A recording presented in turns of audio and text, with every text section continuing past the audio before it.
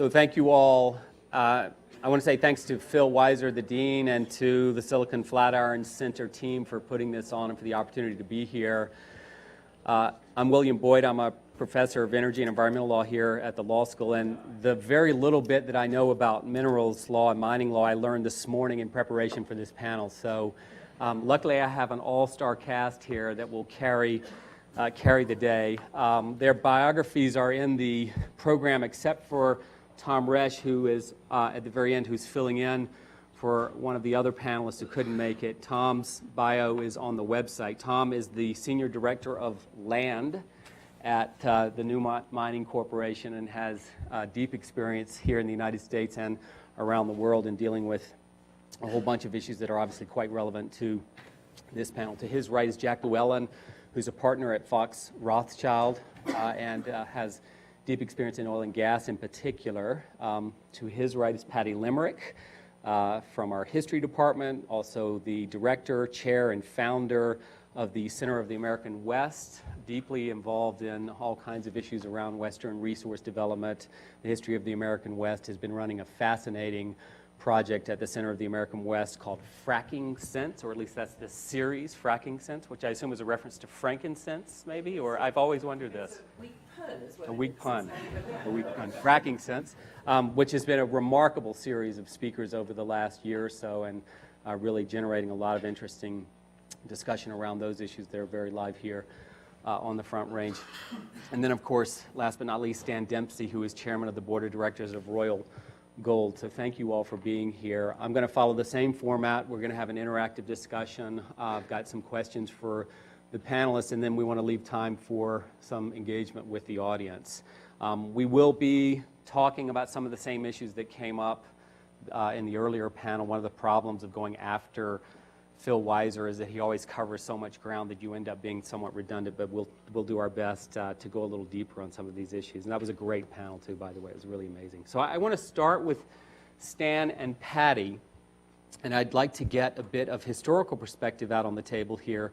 I'd love to hear from both of them. Stan has written quite a bit about early mining districts in Colorado, and Patty, of course, has been writing and thinking about the history of the American West for a long time. So Stan, let's start with you. Your writings on these early mining districts in Colorado and the West are just fascinating, and they trace the emergence of, over a very, very short span of time, of these new forms of governance, these new legal orders in the early mining districts that did all kinds of things, of course, but among other things, they defined and sorted out conflicting claims during the gold rush before the development of any federal mining law. So I'd love it if you could tell us a bit more about these mining districts, these exercises in popular lawmaking, as you call them, and how they dealt with the issue of property rights and minerals sort of out there on the frontier.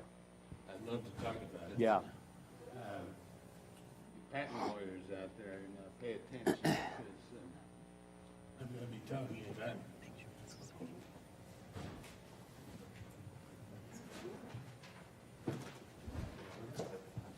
There It goes red first. Yeah. hear me now. Wireless spectrum stuff is a disaster. There are three things I want you to think about while I'm talking about the mining district laws. And that first, they are a wonderful laboratory for studying open source lawmaking. Secondly, the mining law versus the mineral leasing law. We're going to be talking about the hard rock or the 1872 type mining law. The mining law that I'm talking about is probably the most litigated law in the country. There are probably more Supreme Court of the United States decisions than any other law. If somebody can prove me wrong, I'll be glad to hear about it. Third, and particularly for the patent lawyers, the dean gave me a paper the last time I appeared here from Professor Edmund Kitch. Now, is that a name that's well known in your area? Oh. Your colleague. Good. I almost called him up this morning to see if I was going to say something wrong here. He wrote a paper in 1977 dealing with the analogy between the mining law created by the mining law districts and the patent system. What I didn't know last night when I was Googling around here and there was that you can find out how many times that paper's been cited. So I learned something in this exercise. 1,500 times, so apparently that must be a seminal paper, wouldn't you think? I suspect. So with that, let me say, during the gold rush, which started in 1848 in California, came to Colorado in 1859, there was no law in the West. There were no governments that really had any jurisdiction over the miners. They went where they wanted to go and did what they wanted to do. The miners found very quickly that they needed to come up with some kind of a property rights system. So they made their own laws. They held meetings up the creek someplace, elected a recorder, a president, made some rules for how big a claim should be, made a decision to make it first in time, first in right. Interestingly, we were in the last panel talking a little bit about royalties on hard rock minerals. One of the typical, and there were about 600 or 800 of these districts around the West, Montana, Colorado, Nevada, et cetera. One thing that was very common was that the discoverer of a new district would receive 2 claims as a reward for discovery. There was a use it or lose it provision. You had to work the claim. Some of the districts would allow you to take Sunday off, but you had to leave your tools there to represent your occupancy. Some districts that were high in the mountains with a lot of snow had other arrangements. One thing that was very characteristic is that the law was made very local. If it was a rich set of claims, they might have small claims. If it was a big area that needed technology for broad mining, it was big claims. The claims were freely transferable. The recording system was set up. The 2 phrases that come to my mind when I think about the laws that they put together are self-initiation and self-executing. Even the recorder wanted to go out and dig. Back at Boulder and near Central City and Blackhawk, people were picking gold literally in big chunks out of the stream. So they didn't want a big bureaucracy. This is even shown by the fact that if you stole something in one of those districts, they wouldn't put you in jail. Nobody wanted to be the jailer. So they banished you or hung you, one of the 2.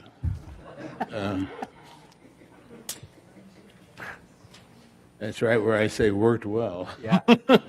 Open source lawmaker. So another thing that's important if we're looking at mining district law as a laboratory for open source lawmaking is that those laws were grandfathered into the 1866 and then later 1872 mining law. And you can still introduce in court a set of mineral laws from pre-federal law days.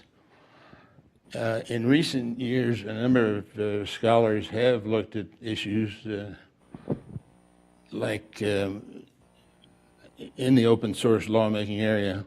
I get a kick out one that I found from my bibliography. It's called Taco Trucks in Los Angeles. And they've taken a look at how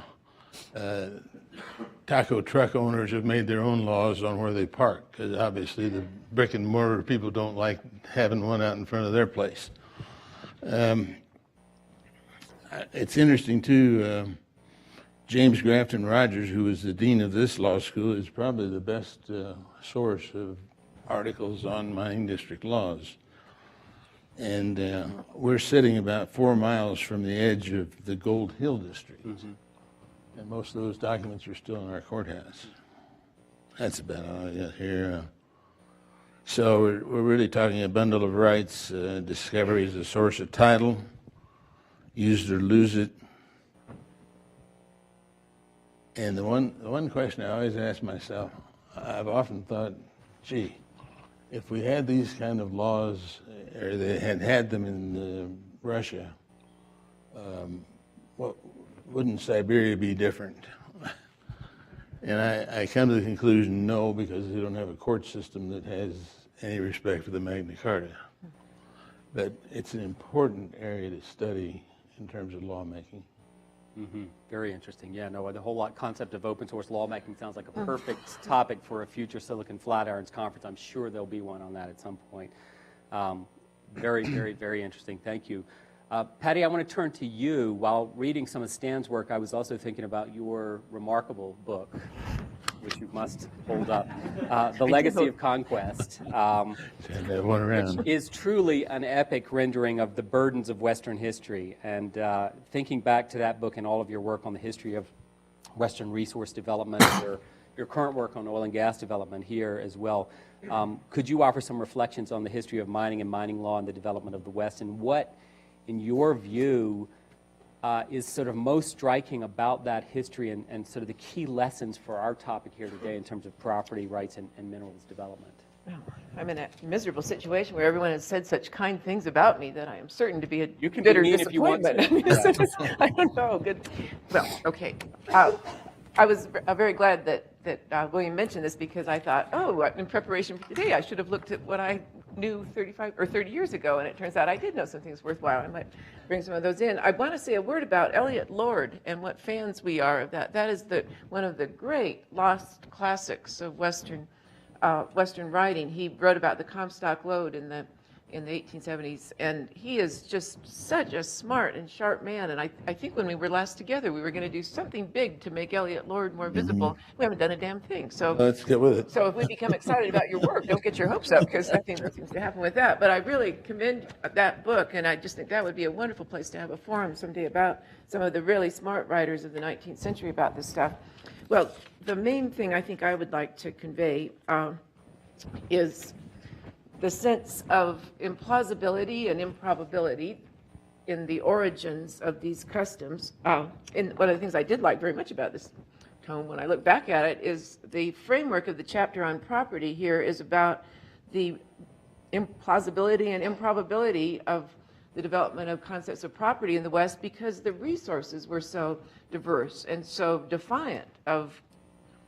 Many of them didn't hold still. Some of them were beavers. Some of them were bison. Some of them were cattle that didn't know that they weren't wild and should have behaved in a more domesticated manner, but didn't have the sense to do that. So I thought this list of all the things that the concept of property, which is so much more workable when things hold still, when it's land and it's not going to be moving around. So animal pelts and hides, valuable minerals, cattle and grazing territory, timber, transportation routes, oil, water, and so on. That's just the most partial list, and each of those substances puts property through quite a dance on that. The one story that I always forget until I find it again here, unless I read Roughing It, Mark Twain, I think, just did the finest job, as he usually did, in showing our customs and their improbability.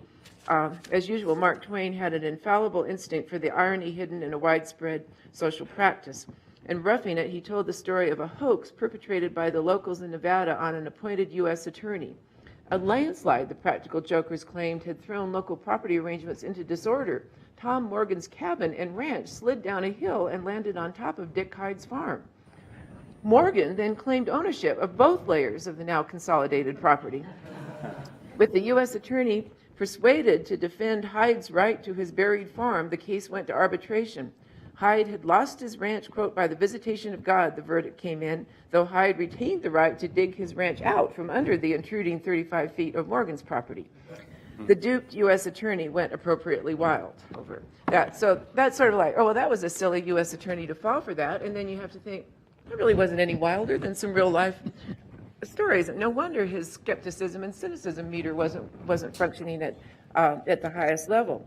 So there we are. That what I liked about looking this over is that I was working as hard as I could, and sometimes pretty effectively, to recapture the wonder and surprise that, well, just what you described, that where's the authority to allocate this resource? Well, there isn't any. We'll make it up. Yeah, so what will come of that? And that gets me to my second point, which is just one of those paradoxes of history, that our arrangements of property in the American West came out of spirited improvisation, creativity, innovation, even imagination in that. And so there was that festival of, we haven't got a template to follow here. We don't have a model, so we'll have to get to adapting and thinking and creating as fast as we can.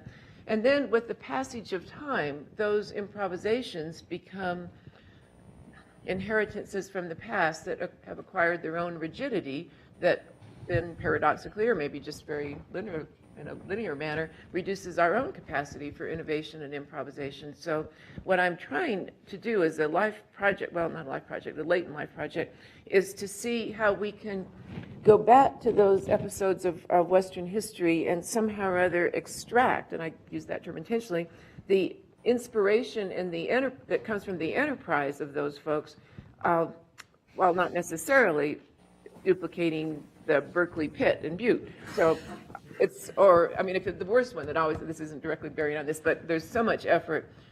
The poor President Obama has speechwriters who are not historians, and so they are always sending him out, and many presidents have had the same speechwriters, I guess, who send them out. The president has to go out and use the building of the Transcontinental Railroad as an inspirational example. I don't know, Mr. President, I don't know, because who are the Chinese and Irish immigrants who will be exploited? The lesson seems to be we can build vast and impressive pieces of infrastructure if we are willing to bribe congressmen to do it.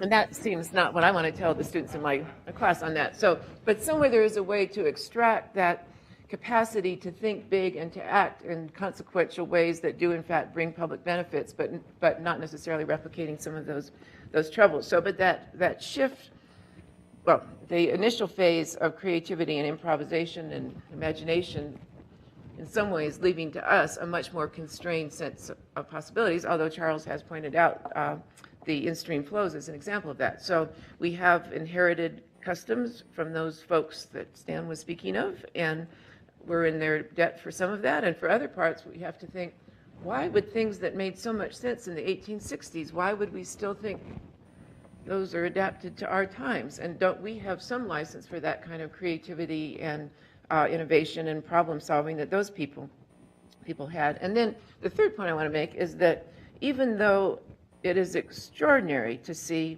how the process that you describe minimized violence and dreadful social conflict. That's not, of course, accounting for what happened to Indian people as miners came into their territory. But I took years ago, I think this is an odd coincidence in life, Charles Howard Shin's book on the, this is not a book I'm recommending along with Eliot Lord's. It's a book from the late 19th century, and Charles Howard Shin's sense was that the order in mining camps came from the essential strengths of the Teutonic race, and that's not. It's not permissible today. Well, Right? that's not even particularly convincing. So, so anyway, the poor Teutonic people, that Shin didn't do them a particular service with that. But I was reading that book for something I was doing in college just when I brought, this is in the 1969 or so, I brought an elderly woman up to the campus, University of California, Santa Cruz campus, to have dinner with the students and to hear a concert. And the lady, not knowing I was reading Charles Howard Shin and certainly not caring whether I was or not, she came in. She's a retired house mother from the University of Oregon. She came into the room. There's a bunch of long-haired hippies there. They look probably like miners in the 19th century. Wait a minute. That's an analogy seldom drawn. There are limits to analogies here. So they looked very disorderly. But when the concert started, they did what you might expect. They all fell silent to listen to the concert. And so the house mother said to me, she looked around and she was very bewildered, and she said, "Patty, who's keeping order here?" And I said, "Well, you see, they want to hear the music. They agree on wanting to hear the music." And so because Charles Howard Shin was in my life at the same time there, I was thinking, well, yes, there was a common goal that required some restriction of full exercise of individual Right, and it doesn't, Shin thought it was a miracle of Teutonic genius. She thought it was a miracle of something to, maybe drugs had taken over the hippies at that moment. So in any case, I think there's something to look at of how that perception, if we recognize claim jumping and we banish or hang or jail or whatever, where is that recognition of common good now, and could we reactivate some of that? I am so delighted that I now have a term for myself that Phil Weiser refers to these events as boundary jumping. That's probably going on my resume now for my professional identity, boundary jumper, but not to claim jumper. It's very important to say that. But I'm excited about thinking just the issue of who are the squatters, for instance, that came up at the end of that of the last panel is such an interesting concept of how these unlicensed users might be in some version of that. I don't think analogies are ever to be confused with one-to-one correspondence, which sometimes people will be tempted to or misinterpret, but they are just so stimulating for taking what you thought you knew and were taking for granted and then saying best to rethink that. So there's a few, but this was not bad. I will just say that. This was recommending that. We'll come back to some of these themes too in terms of improvisation and flexibility Yeah. At the end. But Tom, I want to go to you now and sort of fast forward to the contemporary era a bit. And as head of the land program at Newmont, you obviously have vast experience with mining law in action on the ground, as we might say. Picking up on some of Charles's comments from the first panel, I'd like to go a little deeper on kind of the use it or lose it concept. That is, if we go back to this early principle, or this principle of early mining law, the notion that the claims have to be worked to be held on to, there's a version of that in place today. These unpatented mining claims, as Charles said, are vested property rights and have to be worked or they will be lost. But my understanding is that in the current sort of regime, this entails paying a claim maintenance fee of $150 a year and showing a discovery of value. Can you tell us a bit more about how that works in practice for a company like Newmont? Sort of walk us through this a bit, and then maybe say a bit about your view of the advantages and disadvantages and maybe unintended consequences of the current regime that we have. Sure. First of all, they gave me that fancy title, but I've always just been a landman, and Landman sounds fancy too. So I have had some experience in practice with some of this stuff. And actually, what Stan was saying in terms of kind of and Patty as well, in terms of kind of a common acceptance of your example of the. With regard to unpatented mining claims, I think we still see that today because they have. In 1994, they converted the concept of doing assessment work to paying maintenance fees of an equivalent amount. So in essence, making it a rental. But still the mining company, the claimant, needs to exhibit a certain amount of diligence in working his claim, to first to demonstrate pedis possessio, to prevent other claimants from jumping his claim, and then ultimately to make a discovery, and then once that discovery is made, to continue developing the claim at the risk of losing it. The biggest challenges, though, come from not from third parties, from claim jumpers, but the real risk would be in a challenge from the federal government itself in terms of whether or not you have a valid mineral discovery. For the most part, that question doesn't come up unless there's some, unless it was in the patenting process, or unless there's some reason for the federal government to take a look at it. But what made me think about the kind of the common understanding of approach is that for the most part, unless there's really an abuse of it by a company in terms of what we call rolling paper, that is, they'll stake claims on the ground, but then never actually file them. And then as it comes close to the expiration of the period deadline to file it, they'll roll the paper again. And in those cases, where people see that as an abuse in the industry, you may find somebody overstaking. But for the most part, it's almost like a gentleman's agreement that people don't do that. And I think it's partly because it would almost be a nuclear option. People don't want a lot of court cases out there talking about you don't really have any rights until you've made a discovery. So we all go to sleep at night pretending we've got all these rights, where we really mostly have just the possessory rights and the right to keep other people off while we're continuing to look and make those discoveries. So I find that kind of interesting. But more generally, I think that this whole idea of use it or lose it is really just is part of a larger natural tendency by the government or a private landowner, for that matter, that the party that they've leased to or granted these rights to will be diligent in moving them forward, because their greatest reward comes from the ultimate development and production of the minerals from those properties.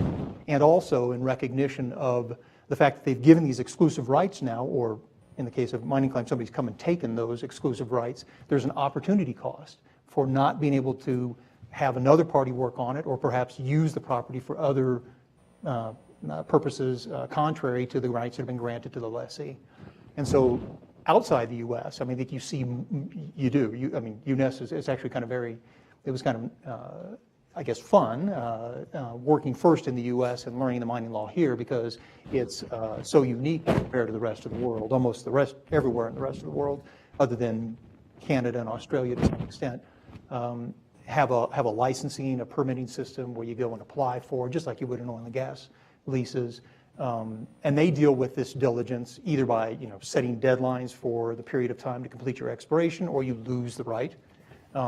They also typically or often have some requirement to show some level of work either annually or at the end of the exploration period in order to get the right to secure an exploitation license, a license to actually mine the property.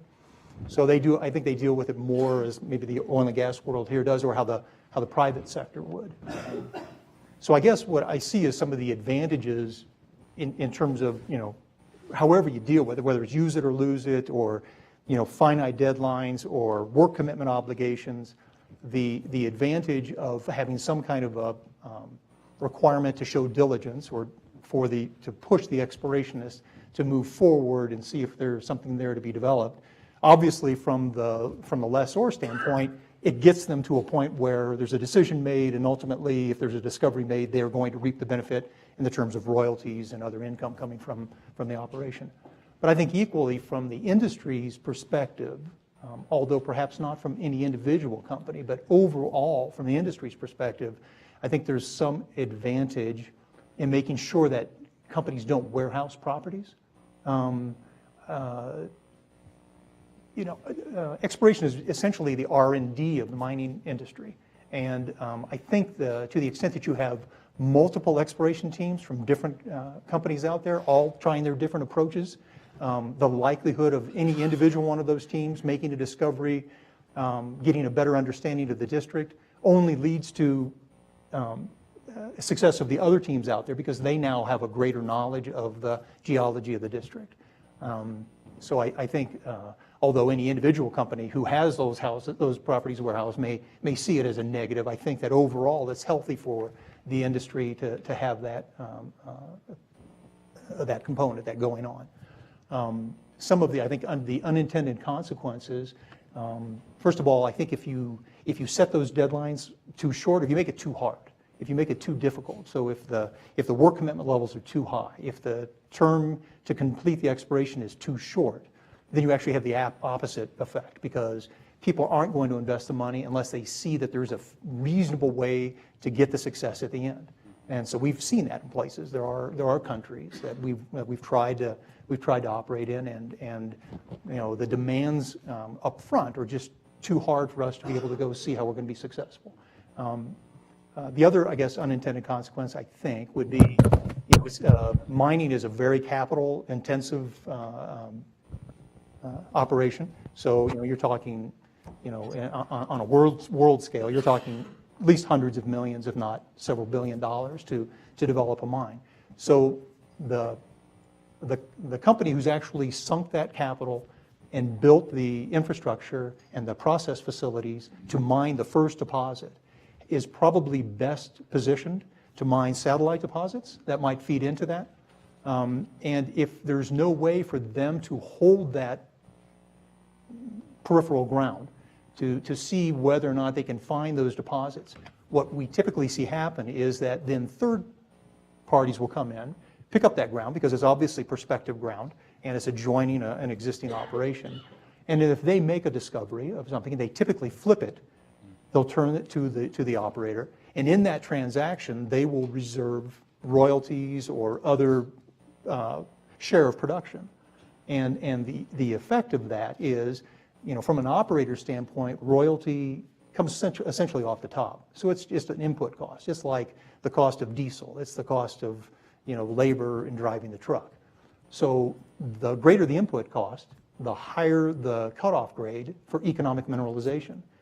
And so the more you layer on royalties, like would happen in this instance, then the fewer ounces, the fewer total quantity of minerals will ultimately be produced from that satellite deposit. And then similarly, what you also can see is that if, in fact, there is another deposit fairly nearby that gets discovered and developed, and it is sufficient to justify its own capital investment, then what you'll see is some inefficiencies, because you may end up having redundant facilities between two operators where the overall deposit might have been, from a global standpoint, might have been better produced from a single facility with a single level, or the initial level of capital, rather than having these redundant process facilities. That's great. Thank you. Jack, I want to get you into the mix here and get the oil and gas perspective out on the table. And I wonder if you want to sort of say anything about this use it or lose it idea in the oil and gas context, maybe picking up on some of what Bruce said earlier. Then I have a couple of other questions I want to throw your way. Sure. It's always nerve-wracking going after Professor Kramer, though, because Yeah. No matter what I say, it's not going to be nearly as academic or probably as correct. None of us could understand what he said, so you can explore yours. The idea of use it or lose it, I'll put in the context of a typical oil and gas lease, whether or not it's a federal lease or a private lease. There's generally two terms to an oil and gas lease. There's the primary term and then a secondary term. And so the primary term says, for X amount, you get this lease for 5 years. And what that really gives is the operator, the lessee, kind of an option. And it's the time during which, in general terms, and there are definitely leases that are out that do this differently, but it says during the primary term, you can decide whether or not you want to drill on this property. And there's lots of different reasons why an operator might go out and pick up a whole bunch of leases and then decide that it's not going to drill on them. Sometimes you're trying to lease up an area to determine whether or not there are resources there. Sometimes you don't have money, conditions change, commodity prices change, etc. So you got that primary term. Then this is where the use it or lose it in some respect comes in. The secondary term starts when it says that the lease is maintained through the primary term and for so long thereafter as there is production in paying quantities. So if prior to the expiration of the primary term, or if there's some type of extension of the primary term through a number of provisions in an oil and gas lease, but if there's production in paying quantities at that point, then the lease continues for so long as it continues to be productive in paying quantities. And the value to that is that an oil and gas well can have a productive life of 40, 50, 60, 70 years. And this allows the operator who has sunk all of the costs into that initial production to get the benefit of the life of that well. It also has, I think, some potential unintended consequences, which has been a theme. One of them is whether or not you have efficient practices at that point. Because, let's say a well was drilled in 30 years ago and is still being productive. Is it really now efficiently extracting the resources? Or as technological advances, would they be better off in redoing the well in some way, shape, or form that would allow resources to be exploited better? Or you lose the lease, somebody else can come in and use and tap into those resources different. One of the things that's a problem in the U.S. and a problem in the world, Saudi Arabia has this problem badly, is so much of the oil and gas that's in the ground is left after operations are done. It just can't be extracted. So I think that's an issue. You also have a question of, what's economic. And both in this, the lease says, for so long as there's production in paying quantities, which generally is in the terms of the operator. Is the operator making a profit? And you can argue about how that profit is determined. But you also have the question of, again, societal economics and whether or not areas are being produced in the best way that provides the most economic benefit. And I think this comes up a lot in federal leases, because again, the federal government gets a significant royalty off of the oil and gas leases, and if they're not being produced in an economic way, the government and in essence everybody is losing off of that. So I think you have some issues there, and then you also have the redundancy issue. So if a producer is extending a lease with an old well company B can come in and get as close to the property line as they're allowed under the applicable rules and drill and try to drain from that under the law of capture, as Professor Kramer talked about. And then you have, again, some redundancies and economic inefficiencies that I think are, again, an unintended consequence of this concept. So let's stay on the royalties point for a minute. This picks up a little bit about what the discussion earlier.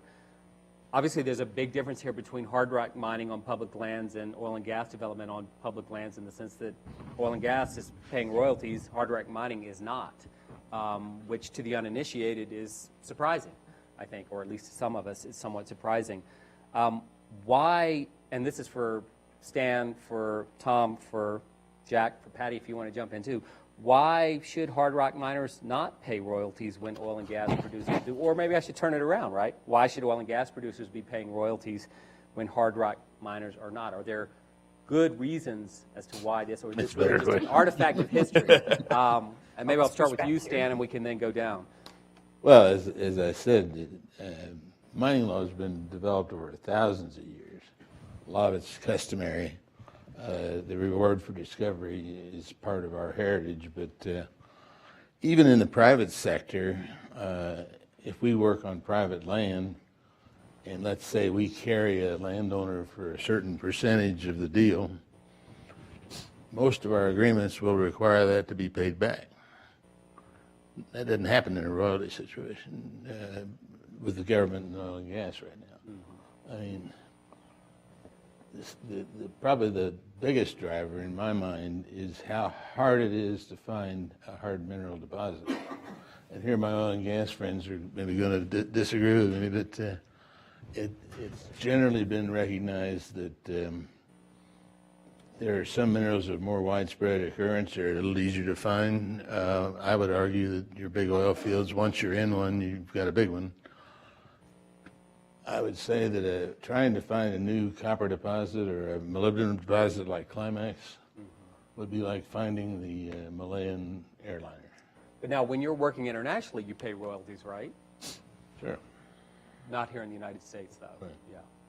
It's interesting, though, because that's really the context where I've seen it just over the last decade or so in my role with Newmont, is that, looking at the mining conventions, the mining agreements, the amendments to mining laws that have been going on in places around the world. When we can engage in those, I always enjoy having this conversation with the government, because I know in one of the questions you sent before that we were talking about it. So how do you compare this in terms of how a private landowner would view it versus the government? And I think the key difference, if we just kind of look through it, from a private landowner standpoint, his almost single goal is to maximize his return, his earnings on this investment, and most of that will come through a royalty. So if he were going to do that, it would actually take a fairly complicated financial model to come up with and to say, how am I going to maximize my royalty? He would have to have some understanding of the deposit, that would have to be supported by some geologic model. You'd have to make some assumption on commodity prices in the future, on input prices, so he could forecast what his cash flow might be from this operation, and then he would have to discount it, some risk-adjusted rate that makes sense to him, to come up and say, okay, well, at this royalty rate, that's what this is worth to me. And it would not always be the case, obviously, that a larger royalty would be of more value to him, because taken to its extreme, the largest royalty means that there will never be any production, because no operator is going to be able to mine it at a profit and pay him that royalty. So he's going to have to work on, well, going into the lease, we don't have all of that information. So it's just, it's based on kind of experience as what has worked. But I like having this discussion with in terms of the, foreign governments, because, if you're looking at it then from a government standpoint, if they were looking at solely maximizing their direct revenue from the operation, they would look at the same thing. They would look at exactly the same thing in terms of what income was going to come from that royalty, but then they would have to factor in what are we going to get in terms of taxes, right? And they would have to figure out the interplay between, increased royalties, which in fact is going to increase the cutoff grade, reduce the total number of economic mineralization, so is going to impact their taxes. And so if they were looking at just total direct revenue, that model becomes much more complex, because you're going to have to balance all of that. And then if they wanted to look at, well, what's our total revenue in entirety, well, then they have to consider what's the economic multiplier of this financial activity that's going on, this billion-dollar investment, all of these jobs that are being created and people spending money. And then figure out what is our income going to be from all of that increased economic activity, and that model becomes really complex. And then, of course, on top of that, the government is looking at a lot of non-revenue type things when they come up with their mining policy. They're looking at job creation, they're looking at what is the value of that infrastructure development? What is the value of training of people? And also they're looking at cost. So what is our opportunity cost of having this devoted to mining and not having it available for some other purpose? And they're looking at what's the cost or risk, if you will, of economic degradation or damage, and what is the long term going to be for that? But all of that is done in a political arena. And so and where I believe perception perhaps is more important than reality. So if you look at what actually goes to the governments in terms of royalty versus taxes and other benefits, it's very, very small if you looked at it globally. But it's very obvious to their constituents. And they don't want to be seen by their constituents as giving away the national treasure without getting something. And the other advantage to them is that they see the royalty coming from the first truckload of ore that leaves the property, where if it's tax based, there's going to be a period of time to recover all of that investment. There's going to be a lag, and people are there's going to be so I think that the fact that there's not a royalty in the U.S. seems clearly to be because of how the mining law developed here. But I think the consequence of that is that minerals are probably more efficiently produced in terms of extracting all of the value in the deposit, because all of the income is, except where you're paying private royalties in between, but more of the income is coming on an after-tax basis and is not affecting the operating costs.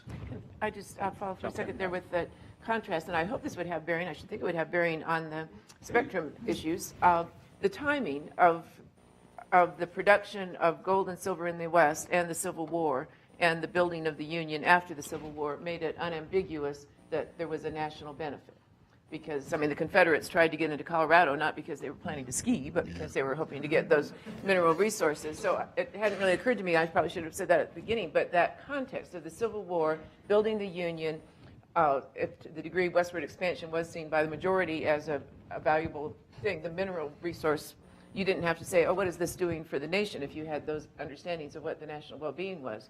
And my friend Elliot West, who's a wonderful Western historian, has really said that, to the dismay of some Western historians, that capacity to put the Union back, well, to support the Union during the war, and then to put the Union back together, and then he extends that to World War II to get rid of Hitler, that you take the well-being, the economic well-being that came out of mineral resources in the West out of that picture, and it's not the same picture on that. So I'm wondering what the comparable standing of the value of Spectrum well-run and, well, it says what that is in that national well-being issue, and I don't know enough to say that, but when you were speaking of the origins of this, I thought, well, yeah, there would be a reason to say the royalty is if we were to speak of that, is the tiniest part of this, because the national causes of rebuilding the But Union. why wouldn't the federal government, the Union government, want royalty payments from gold and silver development in the West in the midst of the Civil War? Because they were getting the well-being of that kind of intensive production and activity contributed to Assuming that. there's a big trade-off, as Tom is saying. Yeah. I would say that Yeah. the national prosperity is so It evident from that that you monetizes wouldn't think. America. And now let's see if we can, this is not the right phrasing, but now let's see if we can nickel and dime it. Well, there's a point too about do you narrow the bandwidth that's available if you Yeah. get too greedy? Yeah. I don't know enough about bandwidth to know, but I mean, what we're saying about minerals, if you get too greedy, you're going to leave some in the ground. Nobody's going to get anything off of it. Right. Yeah. So, Jack, I don't know if you have any comments on this from the oil and gas perspective. Well, you know, in oil and gas, there's the concept of the split estate. So, you know, especially in the West, surface owner doesn't necessarily own the mineral estate, which is a big surprise sometimes to homeowners. And, you know, people think of it as kind of this new concept. I remember once Dan Rather did some report on 60 Minutes 2 or something and said, you know, Wyoming has this brand new concept of the split estate, and it really comes from old England, you know, and remember the old Mel Brooks line, "It's good to be king," you know, and giving out land, and then they find gold, and the king saying, "Oh, I forgot to mention anything under the ground that's valuable is ours." And really what happened in the westward expansion as they were doing the Homestead Acts is they would give out parcel of land, and then they started finding out there was oil on them, and so then they said, okay, you get the surface but not the minerals, and that's where it really, you know, developed. And in part then why, you know, I think looking at the economic realities in the different time frame, why the royalty regime kind of grew up in oil and gas, especially in the West, where you had that split estate concept. You know, you have a different history, though kind of the same mechanism in the East or in Texas, but that's in the private sector because there weren't federal lands out there. I think we've got time for one more question, then I want to open it up for some interaction with the audience. Let me start with you on this one, Patty, but I'd love to get everybody's thoughts. So, and this goes to your work with fracking sense and the broader social context of this. Obviously, issues of conflict and interference are important between adjacent owners or claimants, but there's a whole broader set of contexts here around, or a whole broader set of potential conflicts here between mining, development, extractive industries, and local communities. That's been part of this history from the beginning, obviously. It's obviously a very live issue today in the context of oil and gas development here on the Front Range. And there's this emerging norm, which I believe came out of the mining industry around social license to operate. Britt Banks, who's the new executive director of the Getches Wilkinson Center, worked at Newmont Mining for a long time, is someone who's deeply involved in this. And the basic idea, as I understand it, is that resource extraction and development in today's sort of increasingly crowded world requires not just a regulatory license to operate, but some level of social acceptance that, you know, for lack of a better term, let's call it a social license to operate. You've all thought about this from different perspectives, and Patty, you've been thinking a lot about this in the context of your series. Starting with you, what are some of the sort of key lessons, whether from sort of past experience and thinking back to that sort of improvisational period in sort of mining districts and lawmaking, or current controversies that might provide a productive way forward to resolve some of these conflicts? And does this norm of social license to operate have purchase or traction? Is that something we need to take seriously? Well, that'll take 30 seconds, really, Yeah, very quickly. to put that together. First, I want to say something about the 19th century's conflicts between and among extractive industries. And I can kind of see why somebody working in extractive industry in the 21st century would think, oh, the 19th century where people just did stuff and they didn't bring all this regulatory ball and chain with them. But that is so ignoring how much different kinds of extractive industries could be in conflict with each other. And Robert Kelly's wonderful book, Gold versus Grain, on hydraulic mining and the resistance to that in California Central Valley farmers who found themselves with sediment coming down in destructive ways and so on. That litigation in Colorado, or excuse me, in California, in the really not long after the gold rush, is just in Idaho as well, conflicts between farmers and hydraulic miners. So to get nostalgic for, the 19th century where all Americans united behind a common goal, that's really not the 19th century as anybody lived that. So no need to weep over that. I have hopes that the Surgeon General will issue a warning against nostalgia and how you should not operate heavy equipment when under its Taking influence. 5 years. No driving under So that's the first of just a couple of points. I really thought, when we started fracking since, I thought, I'm going to be very useful here because people living in communities in proximity to extractive industry, that is the West in the last half of the 19th century or in early years of the 20th century. I will have such useful case studies of what it meant for us, a town or city, to be right next door to extractive industry. So that's going to be why on earth a historian is working on a National Science Foundation thing. Here I go. But I don't think I turned out to be the least bit useful on that, because the 19th century pattern is that people are living in proximity to extractive industries because they chose that, because they went there for a job. And so the fact that there is a mine not far from their home is not an outrage. It would be an outrage if it weren't there, because why would they be there looking for a job if it weren't there? So, which isn't to say that miners were universally happy with their working conditions, but that's why they were there. So that's really different from somebody in Erie or Longmont or Greeley finding that there's now an industrial site next to them when that was not there and when that was not in their plans. So I don't know that there's a damn thing to be done with historical perspective on this, except to say, boy, it's really different now. Plus, those people in the 19th century had not the slightest doubt that the well-being of that extractive industry was crucial to their own individual ability to make a living, and now that's not clear. That's not clear, except, but the fact is, you would not have had suburbs to be dismayed, suburban residents to be dismayed about proximity to oil and gas wells along the Front Range now if you had not had heavy use of fossil fuels in creating those suburbs. So to get to and from a workplace, to take the kids to soccer, to heat the home with natural gas, and the disconnect was a wonderful psychological option when it existed, when you could just say, we are here in Arcadian innocence, and we live in something quite close to Eden. And now I'd better stop at the gas station in order to maintain my relationship to Eden there. So it's been a very interesting aspect of this to have that disconnect not anywhere near as dismissible. And in some ways, that's one of the key things to be negotiated in this, is that recognition of the user dependence on the resource that the production of which is a source of their dismay. I don't know how that applies to the spectrum thing, but I bet it does in some interesting way of consumer discontent when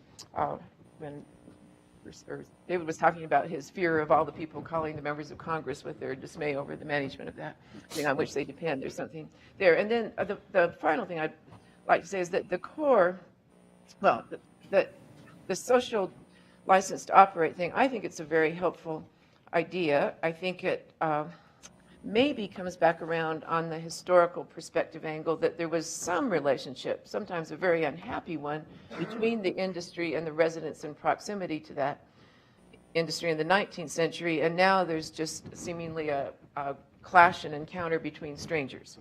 So I'm hoping that somewhere out of reconciling with the disconnect, I've been trying to sell the term for the last 100 years as the era of improbable comfort made possible by a truly astonishing but taken for granted infrastructure.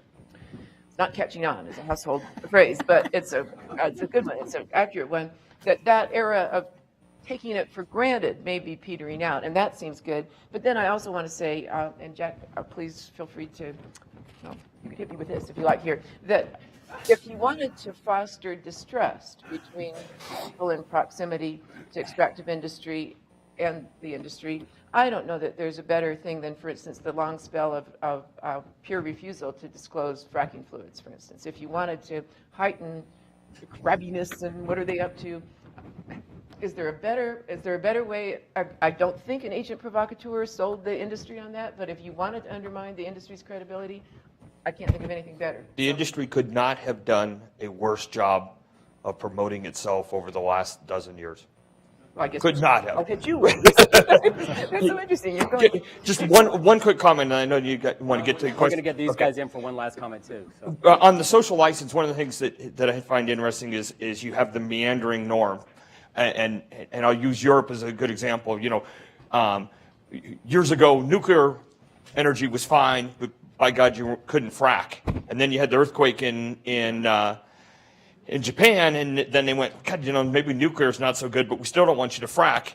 And then you've got, you know, Russia and Ukraine and you know, the tap being turned off on natural gas potentially, and all of a sudden new fracking bills are coming up in various places in Europe. And so, you know, what's a social license, you know, is heavily dependent upon the social circumstances at any given moment.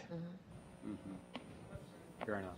Tom, Yeah, sure. I guess I would like to. broader concept of social license, anything? Yeah, I think that I would agree with you. I think industry has actually been in the hard rock world anyway, has been the main proponent of that, and mainly because we learned very hard lessons when we didn't have social acceptance, you know, in particularly in developing countries.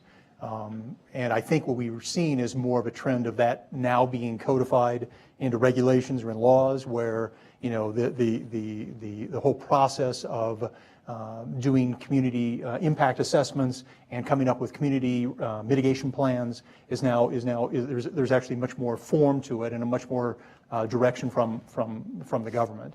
And I think similarly we've seen that particularly in developing countries as well, that that it's key to have some transparent flow, to see the transparent flow of income that is being generated to the government from the mining operation, find its way back to the communities with appropriate governance to manage those funds in a way that, you know, provides, you know, overall benefit. Because, you know, I think that, again, you know, hard lessons have been learned, but, you know, access to property is probably the single most challenging, or the single greatest challenge to the extractive industries today, and will only continue to be so. So I think that, you know, I think we're, you know, in the U.S., you know, fortunately, most of our operations have been in places where there've been historic, you know, what you're speaking. People are there mainly because they're working for, or know somebody who's working for, or their business is supported by people who are working for the mine. So we see less of it there, but, you know. Stan, you get the last word on this, and then we're going to open it up for a couple of quick questions. I think we're more experienced all the time on the issues in the industry. I share the view that the industry has not done a very good job at all with regard to communicating with people. I keep thinking about somebody in Elko, for example. A mine manager in Elko is 60 or 70 miles from the Holiday Inn where the Rotary Club meets at noon. That's part of our problem. Now we're going to have to drive the 80 miles. But, I mean, think about that.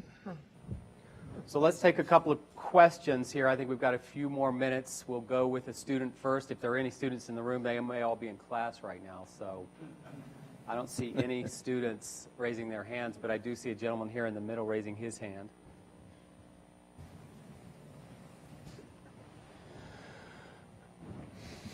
The whole issue on the social license is so correct. Former Secretary of Energy Chu asked his advisory council, and they wrote up a study on the prudent development of North American gas and oil. Very quickly, they concluded, again, this is a study, so it's only talk, that in order to have prudent development, you had to have public trust, the social license. In order to, if you didn't have public trust, the development wasn't prudent, but that's beside the point. In order to get public trust, you had to have effective community engagement. And that's where the rubber meets the road. To make us walk the walk and get that communication out. I think, Jack, your comment on the split estate. My son lives in Durango, invited Mom and Dad, you got to come down here, see this beautiful 6 acres he has, and saw the sunset over the La Platas. But Dad, you know, wake up tomorrow morning and half a mile north of his place is a drilling rig. Can they do that? Well, yeah, you probably don't own the mineral rights, the split estate. If you want to bitch at anybody, it's your real estate agent or the title company who didn't tell you. Communication, effective community engagement. I'd like to hear from the panel as to whether or not you think the energy industry, the hard rock mining industry, really can put any of those sort of things into play, effective engagement. I was fortunate to take a course in progressive era legislation when I was in graduate school, and we all took a law and we tracked it. And all of us in the seminar found that while there was in the early 20th century a lot of posturing of industry and government denouncing each other, there was a lot of backstory communication with industries, a whole range of them, meatpacking and so on, saying in private communications to Theodore Roosevelt and his folks saying, we're having a little trouble here with public trust. Could you maybe regulate us and get us a little bit? We can't do it ourselves. We can't, whether it was meatpacking or it was transoceanic shipping or whatever, all kinds of things, just saying we've had some bad problems with how we look to the people and can we do something? So that happened. That happened where it was in the late 19th century, just a clash between industry and regulation. There was a recognition on everybody's part that that wasn't working out so well. So I don't think this is beyond possibility that there could be all kinds of conversations and opportunities. I love the fact that you reminded me of the word prudent, which is so cool. I spoke years ago to Rocky Mountain Mineral Law Foundation and just became obsessed with that excellent word prudent, because where else in public life do we go to hear people talking about prudence these days? And that is so, I'm right in thinking that's a key word there. So how fun if we could just have prudence in the discussion and for everybody, not just for, but just really think about what you're doing and do it with care and anticipation of unforeseen, do your best to anticipate consequences. So there's something about the energizing and reactivation of that word prudence that seems very helpful to me, but I don't see any reason why the industry is locked into defensive or rejection of concerns. Let me add just a minute. Charles, is Charles still here? I think he just had to do Oh, he took off. just very recently, within seconds. I recently sent a paper to Charles about the formation of the Forest Service. It's not well known, but the mining industry had a lot to do with creating the forest, partly because it had some difficulties, but it also was a fuel supply. But Home State Mining Company actually supported the move from interior into agriculture. But there's a whole society called the Mining and Metallurgical Society of America that was founded at that time, the progressive era, to do just what you're talking about. And in fact, the Bureau of Mines was a product of the work of the mining people, the CEOs of the mining companies of that era. They wanted safety information. They wanted safety research. Yeah. We don't want to kill people in our mines, and we go in there too. Right. Jack. You know, real quick on the oil and gas side, there's two things. One is I think most companies are doing a much better job now of communication and trying to work with communities and surface owners, but they're behind the eight ball a little bit. And as I just said, I think they put themselves there. There's also a doctrine that a lot of states are adopting called the Accommodation Doctrine. And the idea has always been in the split estate that the mineral estate was dominant, because if it wasn't, then the surface estate could always prevent the mineral estate from being exploited. And the concept was that exploitation of the minerals had a societal good. And what they're trying to do now, both by common law and codification in a number of states, including probably in Colorado, is the idea that the mineral estate owner has to limit its use of the surface to only that use that is absolutely necessary to exploit the minerals. And as that progresses and as companies get more forward thinking and make more of an effort to involve communities, I'm hopeful that there will be more of a social license and more of a cooperative impact. But that's going to take time, and it's hard. So I think we're going to have to stop there. We've already gone a little bit over. We have other questions, I know, but we're going to a break now, so please bring your questions up here for the panel, and please join me in thanking the panel.